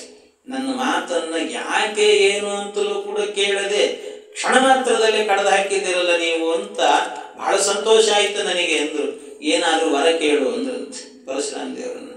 ವರ ಕೇಳು ಅಂದ ಕೂಡಲೇ ಆಮೇಲೆ ಮತ್ತೆ ಕೇಳಿದ್ರಂತೆ, ನಮ್ಮ ಅಮ್ಮನ ಬದುಕಿಸರಿ ಅಂದ್ರಂತೆ. ಯಾರನ್ನು ಕೊಂದಿನ ಅವ್ರನ್ನೇ ಬದುಕಿಸ್ಬಿಡ್ರಿ ಅಂತ. ಆಯಿತು ಅಂತ ಕೊಟ್ಟ ಮಾತು, ಅದಕ್ಕೆ ಆಯಿತು ಅಂತ ಮತ್ತೆ ಬದುಕಿಸಿದರು ಅಂತ. ಹೀಗೆ ಅವರ ಪರಶುರಾಮ ದೇವರ ಚರಿತ್ರೆ ಎನ್ನುವಂಥದ್ದು ಬಂದಿದೆ. ಇನ್ನು ವಿಶ್ವರಥ ಏನಾದ, ವಿಶ್ವಾಮಿತ್ರನಾದ ಅಂತ ಅವರ ಕಥೆ ಎನ್ನುವಂಥದ್ದು ಕೂಡ ಬಂದಿದೆ ಈ ರೀತಿಯಲ್ಲಿ. ಆಮೇಲೆ ಈ ಪುರೂರವನ ವಂಶ ಏನಿದೆ, ಪುರೂರವನ ವಂಶದಲ್ಲಿ ಪುರೂರವನ ಮಗ ಆಯು ಅಂತ ಇನ್ನೊಬ್ಬ ಇದ್ದ, ಆಯು. ಆ ಆಯುವಿಗೆ ಅನೇಕ ಜನ ಮಕ್ಕಳು, ನಹುಷ, ಶತ್ರವೃದ್ಧ, ರಜಿ, ರಂಭ ಮತ್ತು ಅನೇಸನ ಅಂತ 5 ಜನ ಮಕ್ಕಳಿದ್ದರಂತೆ. 5 ಜನ ಮಕ್ಕಳು. ಅದರಲ್ಲಿ ಏನು ನಹುಷ ಅಂತ ಇದ್ದಾನೆ, ನಹುಷನದ್ದು ಕೂಡ ಒಂದು ವಿಚಿತ್ರವಾದಂಥ ಕಥೆ ಇದೆ. ಅದರ ಜೊತೆಯಲ್ಲಿ ಇನ್ನೊಬ್ಬ ಇದ್ದ ಮಗ ರಜಿ ಅಂತೊಬ್ಬ ಇದ್ದ, ರಜಿರಾಜ ಅಂತ ಅವನಿಗೆ ಹೆಸರು, ರಜಿರಾಜ. ನಹುಷನ ಕಥೆ ಮತ್ತೆ ಬರ್ತದೆ. ಮೊದಲು ರಜಿರಾಜ. ಈ ರಜಿರಾಜ ಏನಿದ್ದಾನಲ್ವಾ, ರಜಿರಾಜ ಅವನ ಚರಿತ್ರೆಯು ಕೂಡ ಬಹಳ ವಿಚಿತ್ರ. ರಜಿರಾಜ ಅವನು ಎಂಥವನು ಅಂದರೆ ಭಾರಿ ಪ್ರಭಾವಿ ಅಂತೆ. ಅವನಿಗೊಂದು ವರ ಇತ್ತು. ಏನು ವರ ಅಂದರೆ, ಅವನು ಎಲ್ಲಿ ಯಾವ ಪಕ್ಷದಲ್ಲಿರ್ತಾನೋ ಅವನಿಗೆ ಗೆಲುವು ಸಿಗುತ್ತೆ ಅಂತ. ಒಮ್ಮೆ ಏನಾಯಿತಂತೆ, ದೇವತೆಗಳಿಗೆ ಮತ್ತು ದೈತ್ಯರಿಗೆ ಇಬ್ಬರಿಗೂ ಕೂಡ ಯುದ್ಧ ಆಗಬೇಕು ಅಂತಾಯಿತು. ಯುದ್ಧ ನಡೆಯಿತು. ಯುದ್ಧ ನಡೆಯುವ ಪ್ರಸಂಗದಲ್ಲಿ ದೈತ್ಯರೆಲ್ಲ ಏನು ಮಾಡಿದ್ರಂತೆ, ಇವನ ಹತ್ರ ಬಂದು ಕೇಳಿದ್ರಂತೆ, ರಜಿ ನೀನು ನನ್ನ ಪಕ್ಷಕ್ಕೆ ಬರಬೇಕು ಅಂತ. ಯಾಕೆ ಅಂದರೆ ನಾವು ದೇವತೆಗಳ ವಿರುದ್ಧ ಹೋರಾಡ್ತೀವಿ, ಸ್ವರ್ಗವನ್ನು ನಾವು ಪಡ್ಕೊಳ್ತೀವಿ ಅಂತ ಹೇಳಿದ್ರಂತೆ. ಅದಕ್ಕೆ ಈ ರಜೆ ಹೇಳಿದಂತೆ, ಆಯಿತು ನೀವು ಹೇಳಿದಂಗೆ ನಿಮ್ಮ ಪಕ್ಷಕ್ಕೆ ಬರ್ತೀನಿ, ಆದರೆ ಒಂದು ಕಂಡೀಷನ್ನು. ಏನದು ಕಂಡೀಷನ್ನು ಅಂದರೆ, ಆಗ ಅವನು ಹೇಳಿದಂತೆ, ಯುದ್ಧ ಎಲ್ಲ ಆದ ಮೇಲೆ ಆ ಏನು ಸ್ವರ್ಗದ ಸಿಂಹಾಸನ ಇದೆ ಅಲ್ಲಿ ನನ್ನನ್ನು ಕೂಡಿಸ್ಬೇಕು, ಹಾಗಿದ್ರೆ ಬರ್ತೀನಿ ಅನ್ನಂತೆ. ಆ ದೈತ್ಯರು ಹೇಳಿದರು, ಅಲ್ಲೋ ನಾವು ಹೋರಾಡ್ತಿರೋದೇ ಅದಕ್ಕೋಸ್ಕರ, ಇಷ್ಟೆಲ್ಲ ಹೋರಾಟ ಮಾಡಿ ನಿನಗೆ ಕೊಡೋದಾದ್ರೆ ಮತ್ತೆ ಇನ್ಯಾಕೆ ಹೋರಾಟ ಮಾಡಬೇಕು ನಾವು, ಬೇಡ ಅಂದ್ರೆ ಬಿಟ್ಟುಬಿಡ್ರಿ ನೀವು ಅಂತ ರಜೆ. ಬೇಡ. ಆದರೆ ಒಂದೇನು ಅಂದರೆ, ಇವನು ಎಲ್ಲಿರ್ತಾನೆ ಅಲ್ಲಿ ಗೆಲುವು ಅಂತಿತ್ತು. ಯಥೋ ರಜಿಹಿ ತಥೋ ಜಯ ಅಂತ, ಎಲ್ಲಿ ರಜೆ ಇರ್ತಾನೆ ಅಲ್ಲಿ ಜಯ ಅಂತ. ಏನು ಮಾಡೋದು, ಕಡೆಗೆ ಹೋದ್ರು. ಆಗ ದೇವತೆಗಳೆಲ್ಲ ಸೇರ್ಕೊಂಡು ಏನು ಮಾಡಿದ್ರಂತೆ, ಬ್ರಹ್ಮದೇವರ ಬಳಿಗೆ ಹೋದ್ರಂತೆ. ಬ್ರಹ್ಮದೇವರ ಬಳಿಗೆ ಹೋಗಿ ಬ್ರಹ್ಮದೇವರನ್ನು ಕೇಳಿದರು, ನಾವು ಯುದ್ಧ ಮಾಡಿದಾಗ ಗೆಲುವು ಸಿಗಬೇಕು, ಏನು ಮಾಡಬೇಕು? ಅದಕ್ಕೆ ಅವರಿಗೆ ಹೇಳಿದ್ರು, ತಾನವರಿಗೆ ದೈತ್ಯರಿಗೆ ಹೇಳಿದ್ದು ಬ್ರಹ್ಮನೇ, ಈಗ ಇವರಿಗೂ ಅವರು. ಅದಕ್ಕೆ ನೀವು ರಜಿಯನ್ನು ನಿಮ್ಮ ಪಕ್ಷಕ್ಕೆ ಸೇರಿಸ್ಕೊಳ್ಳಿ. ಸರಿ ಆಯಿತು ಅಂತ ರಜಿ ಹತ್ರ ಹೋದರು. ಎಲ್ಲ ದೇವತೆಗಳು ಸೇರಿಕೊಂಡು ಹೋಗಿ ಕೇಳಿದ್ರಂತೆ, ಹೀಗೆ ನೀನು ನಮ್ಮ ಪಕ್ಷಕ್ಕೆ ಬರಬೇಕು ಅಂತ. ಈ ರಜೆ ಹೇಳಿದ, ನೀವು ಗೆದ್ದಾದ ಮೇಲೆ ಸ್ವರ್ಗದ ಸಿಂಹಾಸನದಲ್ಲಿ ನನ್ನನ್ನು ಕೂಡಿಸ್ತೀವಿ ಅಂತಾದ್ರೆ ಬರ್ತೀವಿ. ಇವ್ರಿಗೂ ಅದನ್ನೇ ಹೇಳಿ. ಈ ಇಂದ್ರ ಸ್ವಲ್ಪ ಬುದ್ಧಿವಂತ, ಪೆದ್ದ ಅಲ್ಲ ಅವನು. ಇಂದ್ರ ಏನ್ ಮಾಡಿದಂತೆ, ಅದಕ್ಕೇನು ಪರವಾಗಿಲ್ಲ, ಆಯ್ತು ನಿಮ್ಮನ್ನೇ ಕೂಡಿಸ್ತೀವಿ ಅಂತ ಅಂದ್ಬಿಟ್ಟಂತೆ. ಒಪ್ಕೊಂಬಿಟ್ಟ ಅವನು, ನಿನ್ನನ್ನೇ ಕೂಡಿಸ್ತೀವಿ ಆ ಸಿಂಹಾಸನದಲ್ಲಿ ಅಂತ ಒಪ್ಪಿಕೊಂಡ. ಅಂದ್ರೆ ಅವಂದೇನು ಅಂದ್ರೆ, ಈಗಂತೂ ಯುದ್ಧ ನಡೀಲಿ, ಮೊದಲು ಜಯ ಸಿಗಲಿ, ಆಮೇಲೆ ಇದೆಲ್ಲ ದೇವರೇನೋ ಒಂದು ಹಾದಿ ತೋರಿಸ್ತಾನೆ ಅಂತ ಅವನಿಗೆ. ಕೆಲವೊಂದು ಸಂದರ್ಭ ಬೀಸೋ ದೊಣ್ಣೆಯಿಂದ ತಪ್ಪಿಸ್ಕೊಂಡ್ರೆ ಸಾಕು 100 ವರ್ಷ ಆಯುಷ್ಯ ಅಂತಾರಲ್ಲ, ಹಾಗೆ ಈಗ ತಪ್ಪಿಸ್ಕೊಂಡ್ರೆ ಸಾಕು ಅಂತ ತಪ್ಪಿಸ್ಕೊಂಡ್ರೆ ಸಾಕು ಅಂತ ಅನ್ಕೊಂಡು ಏನ್ ಮಾಡಿದ್ರು, ಆಯ್ತು ಅಂತ ಒಪ್ಪಿಕೊಂಡ್ರು. ಅವರೆಲ್ಲ ಒಪ್ಪಿಕೊಂಡ್ರು. ದೈತ್ಯರ ಜೊತೆಗೆ ಯುದ್ಧ ಆಯಿತು. ಯುದ್ಧ ಆದರೆ ಯುದ್ಧದಲ್ಲಿ ದೇವತೆಗಳೆಲ್ಲ ಗೆದ್ರು. ದೇವತೆಗಳು ಗೆದ್ದು ಕೂಡ್ಲೇನೆ ಮತ್ತಿನ್ನ ಏನಾಯ್ತು, ಈ ಸಿಂಹಾಸನ ಇವನಿಗೆ ಬಿಟ್ಕೊಡ್ಬೇಕಲ್ಲ, ಬಿಟ್ಕೊಡ್ಬೇಕು. ಅಷ್ಟರಲ್ಲಿ ಏನು ಮಾಡಿದ, ಇಂದ್ರ ಉಪಾಯ ಮಾಡಿದ. ಏನಪ್ಪ ಮಾಡೋದು, ಬಿಟ್ಕೊಡ್ಬೇಕಾಗ್ತದಲ್ಲ ಅಂತ ಉಪಾಯ ಮಾಡಿದ. ಉಪಾಯವನ್ನು ಮಾಡಿ ಏನ್ ಮಾಡಿದ ಅಂದ್ರೆ, ಈ ಕೆಲವೊಂದು ಏನಾದ್ರೂ ಒಳ್ಳೆ ಕೆಲಸ ಆದಾಗ ಅದರದೊಂದು ವಿಜಯೋತ್ಸವ ಅಂತ ಆಚರಣೆ ಮಾಡ್ತಾರಲ್ಲ, ಹಾಗೆ ನಾವು ದೈತ್ಯರ ಜೊತೆಗೆ ಗೆದ್ದದ್ದಕ್ಕೆ ಒಂದು ವಿಜಯೋತ್ಸವ ಆಚರಣೆ ಮಾಡೋಣ ಅಂತ ಒಂದು ಸಂಕಲ್ಪ ಮಾಡಿದಂತೆ. ಸಂಕಲ್ಪ ಮಾಡಿ ಒಂದು ದೊಡ್ಡ ಸಭೆ ಮಾಡಿಸ್ಬಿಟ್ನಂತೆ. ಆ ಸಭೆ ಮಾಡಿಸಿ ಆ ಸಭೆಯಲ್ಲಿ ಮುಖ್ಯವಾದ ಕೆಲಸ ಏನು ಅಂದ್ರೆ, ಈ ರಜಿಯನ್ನು ಕರೆದಂತೆ. ರಜಿಯನ್ನು ಕರೆದು, ರಜಿರಾಜನನ್ನು ಕರೆದು, ರಜಿರಾಜನನ್ನೇ ಒಂದು ದೊಡ್ಡ ಆಸನದಲ್ಲಿ ಕೂಡಿಸಿ ಅವನಿಗೆ ಸನ್ಮಾನವನ್ನು ಮಾಡಿದ್ದೇನು, ಮಟ್ಟಿದ್ದೇನು ಎಲ್ಲ ಮಾಡಿ, ಇಂದ್ರ ಏನ್ ಮಾಡಿದ, ತಾನೇ ಮೈಕ್ ಹಿಡ್ಕೊಂಡಂತೆ. ಮೈಕ್ ಹಿಡ್ಕೊಂಡು ತಾನೇ ಒಂದು ಭಾಷಣ ಮಾಡಿದಂತೆ, ಅಭಿವಂದನ ಭಾಷಣ ಅಂತ ಮಾಡಿದ. ಇವತ್ತು ನಾವೇನು ವಿಜಯವನ್ನು ಆಚರಣೆ ಮಾಡ್ತಾ ಇದ್ದೇವೆ, ಇದಕ್ಕೆಲ್ಲ ಕಾರಣ ಯಾರು ಅಂತ ಹೇಳಿದ್ರೆ ಈ ರಜಿರಾಜ. ಇವನು ಇಲ್ಲದೆ ಇದ್ರೆ ನಾವು ಯುದ್ಧದಲ್ಲಿ ಗೆಲ್ಲಲಿಕ್ಕೆ ಸಾಧ್ಯ ಇಲ್ಲ. ಎಲ್ಲ ಹೊಗಳಿದ, ಚೆನ್ನಾಗಿ ಹೊಗಳುತ್ತಾ ಏನು ಮಾಡಿದ್ನಂತೆ, ಹೇಳಿದ್ನಂತೆ, ಇಷ್ಟು ನಮಗೆ ಸಹಾಯ ಮಾಡಿದ್ದಾನಲ್ಲ, ಏನಾದ್ರೂ ಬಯಕೆ ಇದೆಯಾ ಅವನಿಗೆ, ಏನು ಬಯಸೋದಿಲ್ಲ ಅಂತಂದ. ಏನೇನು ಬಯಸೋದಿಲ್ಲ, ಎಂಥ ನಿಸ್ಪೃಹತೆಯಿಂದ ಮಾಡಿದ್ದಾನೆ ನನಗೋಸ್ಕರ ಸಹಾಯವನ್ನ, ಹಾಗೆ ಹೀಗೆ ಅಂತ ಹೊಗಳಿಟ್ಬಿಟ್ಟ ಚೆನ್ನಾಗಿ. ಇನ್ನು ಇಷ್ಟು ಹೊಗಳಿದ ಮೇಲೆ ಇನ್ನು ಸ್ವರ್ಗದ ಸಿಂಹಾಸನ ಕೊಡು ಅಂತ ಕೇಳಿದ್ರೆ ಹೇಗಿರ್ತದೆ, ಕೇಳಲಿಕ್ಕಾಗ್ತದೆ? ಆಗಂತೂ ಕೇಳಲಿಕ್ಕಾಗಲ್ಲ. ಒಂದು ವಾರ ಬಿಟ್ಟಾದ್ರೆ ಬೇಕಾದ್ರೆ ಕೇಳ್ಬೋದ್ಬೇಕಾದ್ರೆ ಮತ್ತೆ. ಅಂತೂ ಅವಾಗಂತೂ ಕೇಳಲಿಕ್ಕಾಗಲಿಲ್ಲ ಅವನಿಗೆ, ಕೇಳಲಿಕ್ಕಾಗಲಿಲ್ಲ. ಸರಿ ಏನ್ ಮಾಡೋದು ಅಂತ ಆವತ್ತಿನ ದಿವಸ ಎಲ್ಲ ಸನ್ಮಾನ ಮಾಡಿ ಕಳಿಸ್ಬಿಟ್ಟ ಅವನು. ಕಳಿಸಿದ ಕೂಡ್ಲೇನೆ ಇವನು ರಜಿರಾಜನು ಹೋದ ಮೇಲೆ ಪಾಪ ರಜಿರಾಜ ಮನೆಗೆ ಹೋಗಿದ್ದಾನೆ. ಸ್ವರ್ಗ ಸಿಂಹಾಸನ ಕೇಳಬೇಕು ಅನ್ಕೊಳ್ತಾನೆ. ಇವತ್ತು ನಾಳೆ ಕೇಳಿದ್ರಾಯ್ತು, ನಾಳೆ ಅನ್ಕೊಳ್ತಿದ್ದಾನೆ. ನಾಳೆ ಅನ್ಕೊಳ್ಳೋದ್ರೊಳಗೆ ಅವನಿಗೆ ಏನೋ ರೋಗ ಬಂತು. ಹಾಸಿಗೆ ಹಿಡಿದು ಹೊಗೆ ಬಿಟ್ಟಂತ. ಇಂದ್ರನಿಗೆ ಸಂತೋಷ ಆಗಿಬಿಡ್ತು. ಅಂತೂ ಯಾರೋ ಒಬ್ಬ ಕೇಳೋನಿದ್ದ, ಇಲ್ದಂತೆ ಆಯ್ತಲ್ಲಪ್ಪ, ಇನ್ನು ನಮಗೇನು ತೊಂದರೆ ಇಲ್ಲ, ನಿರಾಳ ಅಂತ ಅನ್ಕೊಂಡ ಇಂದ್ರ. ನೋಡಿ, ಒಂದು ಉಪಾಯ ಮಾಡಿದ್ರೆ ಅದಕ್ಕೆ ಹೇಳೋದು, ಆ ಸಂದರ್ಭಕ್ಕೆ ಏನಿರ್ತದಲ್ಲ ತಪ್ಪಿಸ್ಕೊಳ್ಳಿಕ್ಕೆ ನೋಡಬೇಕು. ಕೆಲವು ಸಂದರ್ಭದಲ್ಲಿ ಮುಂದೆ ದೇವರು ಇರ್ತಾನೆ, ರಕ್ಷಣೆ ಮಾಡುತ್ತಿರ್ತಾನಂತೆ. ಅಷ್ಟು ಮಾಡಿದ್ದಕ್ಕೆ ರಜಿರಾಜ ಹೋದ. ಇವ್ರಿಗೆ ಮತ್ತೆ ಸ್ವರ್ಗದ ಸಿಂಹಾಸನ ಸಿಕ್ತು. ಆದ್ರೆ ಹೋಗಿದ್ದ ರಜಿರಾಜ 500 ಜನ ಮಕ್ಕಳು ಹುಟ್ಟಿದ್ರಂತ ಅವನಿಗೆ 500 ಜನ ಮಕ್ಕಳಿದ್ದರು. ಆ ಮಕ್ಕಳೆಲ್ಲ ಅವರು ತಮ್ಮಷ್ಟಕ್ಕೆ ತಾವೇ ಆಡ್ಕೊಂಡಿದ್ರು. ಅವರೆಲ್ಲ ಅವರಿಗೂ ಹಾಗೆ ಇತ್ತಂತೆ. ಅವ್ರು ಎಲ್ಲಿರ್ತಾರೋ ಅಲ್ಲಿ ಜಯ ಇರ್ತಿತ್ತು ಅಂತೆಲ್ಲ ಇತ್ತವರಿಗೆ. ಯಾಕೆ ಅಂದ್ರೆ ಅವ್ರು ಯಾವಾಗಲೂ ಧಾರ್ಮಿಕರಾಗಿದ್ದರಂತೆ. ರಜಿರಾಜ ಪರಮ ಧಾರ್ಮಿಕ. ಅವನ ಮಕ್ಕಳು ಹಾಗೆ ಧಾರ್ಮಿಕರಾಗಿದ್ದರು. ಅದಕ್ಕೆ ಇಷ್ಟೆಲ್ಲ ಆಗಿತ್ತು. ಇದು ಅವರು ಚೆನ್ನಾಗಿದ್ರು. ಆದರೆ ಇದ್ದಕ್ಕಿದ್ದಾಗೆ ಒಂದ್ಸರ್ತಿ ಏನಾಯಿತು, ನಾರದ ಮಹರ್ಷಿಗಳು ಬಂದು ನಾರದರು ಏನು ಮಾಡಿದ್ರಂತೆ, ಈ ರಜಿರಾಜನ ಮಕ್ಕಳಿದ್ರಲ್ಲ 500 ಜನ, ಅವರನ್ನು ಭೇಟಿ ಮಾಡಿದ್ರಂತೆ. ಭೇಟಿ ಮಾಡಿ ಅವ್ರಿಗೆ ಹೇಳಿದ್ರಂತೆ, ನೀವೇನು ಪೆದರಿದ್ದೀರಿ, ನೀವು ಇಲ್ಲಿ ಕೂತೀರಿ, ಹಿಂದೆ ನಿಮ್ಮ ಅಪ್ಪನಿಗೂ ಇಂದ್ರನಿಗೂ ಒಂದು ಮಾತುಕತೆ ನಡೆದು ಒಪ್ಪಂದ ಆಗಿತ್ತು. ಏನು ಅಂತಂದ್ರೆ ಸ್ವರ್ಗದ ಸಿಂಹಾಸನ ನಿಮ್ಮ ಅಪ್ಪನಿಗೆ ಕೊಡಬೇಕು ಅಂತ ಹೇಳಿಬಿಟ್ಟು, ಇವತ್ತು ನೀವ್ಯಾಕೆ ಹೋಗಿ ಕೇಳಬಾರ್ದು ಅದನ್ನ ಅಂತ ಒಂದು ಮಾತು ಹೇಳಿಬಿಟ್ರಂತೆ.